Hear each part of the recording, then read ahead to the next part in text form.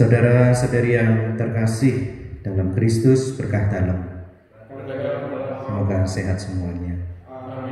Saudara-saudari yang terkasih, entah pria maupun wanita, laki-laki maupun perempuan, masih kecil, remaja maupun dewasa, biasanya kita punya tas.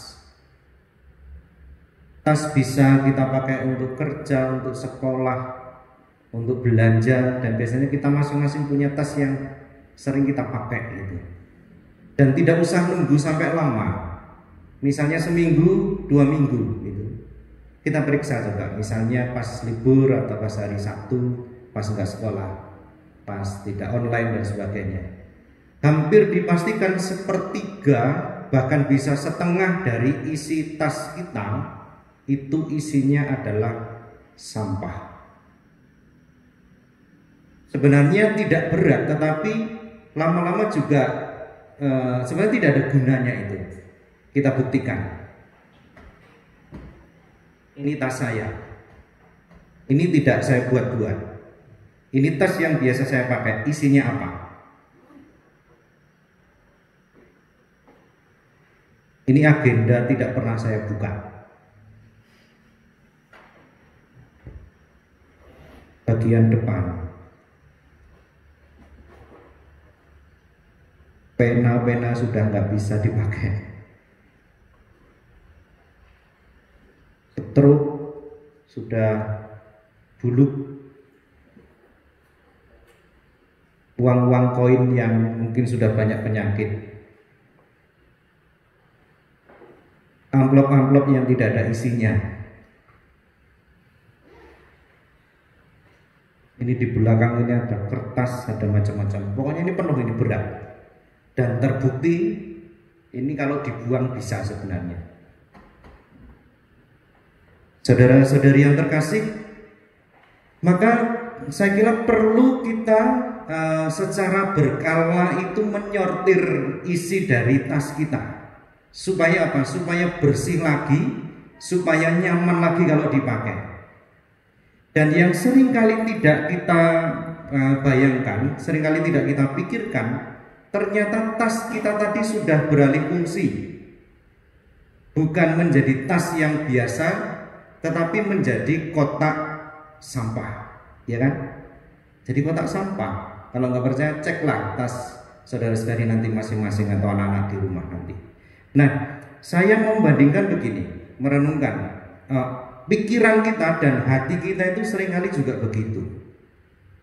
Kalau secara berkala kita berusaha melihat pikiran hati kita, seringkali ini juga penuh dengan macam-macam yang sebenarnya nyampah dalam diri kita.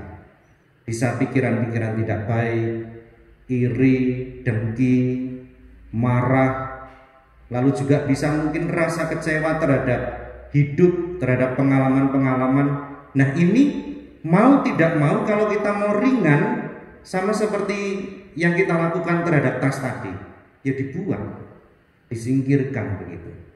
Nah, saudara-saudari yang terkasih, bagaimana caranya? Ya dibuang. Datang kepada Yesus, minta dibersihkan. Kita punya kebiasaan yang baik dalam doa, misalnya introspeksi diri. Kita lihat pengalaman-pengalaman kita, mana yang positif, mana yang tidak positif. Yang tidak baik ya dibuang saja. Atau kita bisa datang kepada gereja, mohon disembuhkan lewat sakramen tobat, pengampunan dosa. Tetapi ada banyak hal yang bisa kita buat, yang sebenarnya bisa membersihkan diri kita. Hari ini kita juga mendengar Yesus membersihkan bait Allah. Karena bait Allah itu dijadikan sebagai tempat untuk berdagang, tetapi terlebih sebenarnya untuk memeras orang, untuk bertindak tidak adil. Bayangkan, kalau misalnya orang itu memberikan persembahan, itu ternyata harus ada seperti apa itu namanya, ini bisa enggak gitu, dan ditentukan oleh orang-orang yang ada di bait Allah itu.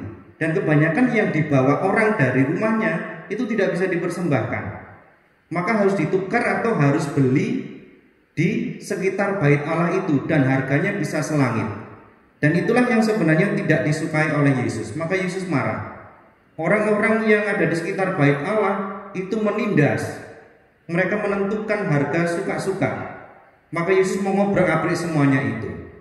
Nah, saudara-saudari yang terkasih, membersihkan diri, membersihkan hidup kita supaya suci, itu menjadi bagian dari ciri sebagai orang beriman.